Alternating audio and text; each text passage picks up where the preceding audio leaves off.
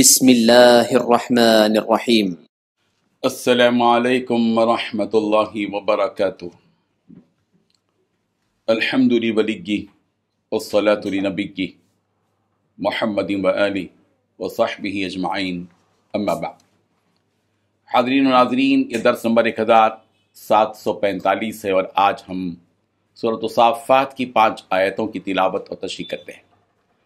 آیت نمبر 109 تا 113۔ چلیے سب سے پہلے ہم ان 5 آیتوں کی تلاوت کرتے ہیں، لفظی ترجمے اور ترجمے کے بعد تشریح کرتے ہیں۔ اعوذ باللہ من الشیطان الرجیم، بسم اللہ الرحمن الرحیم، سلام علی ابراہیم كذلك نجزی المحسنین انہ من عبادنا المؤمنین وبشرناه بإسحاق نبيا من الصالحين وباركنا عليه وعلى إسحاق ومن ذريتهما محسن وظالم لنفسه مبين صدق اللہ العظیم۔ لفظی ترجمہ یوں ہے، سلام سلام ہو علی ابراہیم، ابراہیم پر، کذالک اسی طرح، نجزی ہم بدلہ دیتے ہیں، المحسنین نیکی کرنے والوں کو، انہو بے شک وہ، من عبادنا المؤمنین ہمارے مومن بندوں میں سے تھے، وبشرناہ اور ہم نے خوشخبری دی انہیں، باسحاق اسحاق کی، نبیہ اس حال میں کہ وہ نبی ہوگا، من الصالحین صالحین میں سے، وبارکنا اور ہم نے برکت کی، علیہ اس پر، وعلی اسحاق اور اسحاق پر، ومن ذریتی ما اور ان دونوں کی اولاد میں سے، محسن کوئی نیکی کرنے والا ہے، وظالم اور ظلم کرنے والا، لنفسہ ہی اپنے نفس پر، مبین کھلم کھلا۔ ترجمہ یوں ہے، سلام ہو ابراہیم پر، ہم نیکی کرنے والوں کو اسی طرح صلہ دیتے ہیں، یقیناً وہ ہمارے مومن بندوں میں سے تھے اور ہم نے انہیں اسحاق کی خوشخبری دی کہ وہ صالحین میں سے ایک نبی ہوں گے، اور ہم نے ان پر بھی برکتیں نازل کی، اور اسحاق پر بھی ان کے اولاد میں سے کچھ لوگ نیک عمل کرنے والے ہیں اور کچھ اپنی جان پر کھلا ظلم کرنے والے۔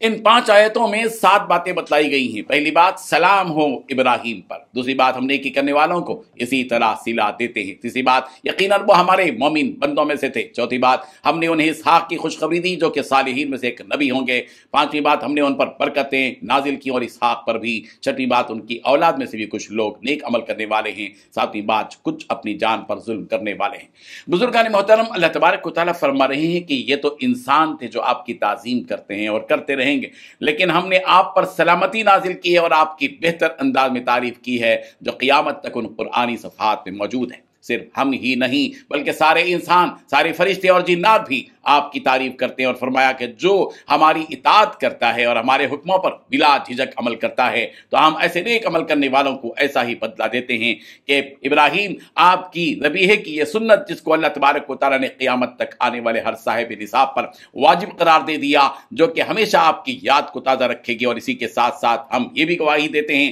کہ ابراہیم آپ یقیناً ہمارے مخلص بندوں میں سے ہیں، جس نے ہماری رضا کی خاطر اپنی اس اولاد کو تک قربان کر دیا۔ جس لڑکے کو آپ نے ہم سے مانگا تھا، ہمیں آپ کا یہ اخلاص بہت پسند آیا، ہم آپ کے اس عمل کے بدلے ایک اور اولاد جس کا نام اسحاق ہوگا عطا کرتے ہیں، اور وہ بھی آپ ہی کی طرح ایک نبی ہوں گے جو کہ آپ ہی کی طرح نیک اور صالح ہوں گے۔ ہم نے آپ پر بھی برکتیں نازل کی اور آپ کی اولاد اسحاق پر بھی برکتیں نازل کی، اس طور پر کہ آپ کو اولاد اور آل و اولاد بڑی کثرت سے ہوں گے، اور ہم آپ کی نسل میں انبیاء پیدا کریں گے، جیسا کہ حضرت ایوب، حضرت شعیب وغیرہ۔ اللہ تبارک و تعالیٰ نے انہیں نبی بنا کر بھیجا تھا جو کہ آپ ہی کی نسل میں سے تھے، اور آپ کی نسل میں نیک لوگ بھی ہوں گے جو اللہ کے بتائے ہوئے طریقے پر چلیں گے اور برائی سے بچیں گے، مگر وہیں ایسے لوگ بھی ہوں گے جو اللہ کی نافرمانیوں میں مبتلا ہو کر اپنی جانوں پر ظلم کریں گے، جنہیں ان کی ظلموں کی سزا آخرت میں دی جائے گی۔ مفسرین نے یہاں ایک نقطہ یہ بیان کیا کہ اگر کسی کا نسب اونچا ہو اور نیک اور صالح ہو تو یہ ضروری نہیں کہ اس میں سب لوگ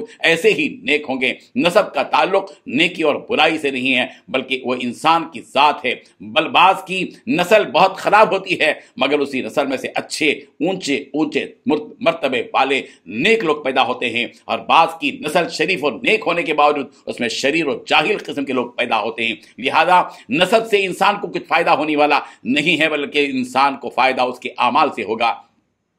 حضرت ابو ہریرہ رضی اللہ عنہ سے مروی ہے کہ جب وَأَنذِرْ عَشِيرَتَكَ الْأَقْرَبِينَ آیت نازل ہوئی کہ پیغمبر آپ اپنے قریبی رشتہ داروں کو ڈرائیے، تو آپ علیہ السلام نے فرمایا اے فاطمہ بنت محمد اپنے آپ کو جہنم کی آگ سے بچا لو، میں تمہیں کوئی فائدہ پہنچا نہیں سکتا اور نہ ہی کوئی نقصان، تم سے میرا خون کا رشتہ تو ہے، میں اس کا احساس اس دنیا میں رکھوں گا۔ ترمذی کی روایت ہے، جیسا کہ سورہ نام کی آیت نمبر 164 میں اللہ تبارک و تعالیٰ نے فرمایا وَلَا تَزِرُ وَازِرَةٌ وِزْرَ أُخْرَىٰ، کوئی بوجھ اٹھانے والا کسی اور کا بوجھ قیامت کے دن نہیں اٹھائے گا، لیکن لہذا انسان کو اپنے اعمال پر نگاہ رکھنی چاہیے نہ کہ نسب پر۔ اللہ تعالی ہم سب کو ان آیات سے سبق حاصل کرنے والا بنا دے، آمین۔ وآخر دعوانا ان الحمد للہ رب العالمین۔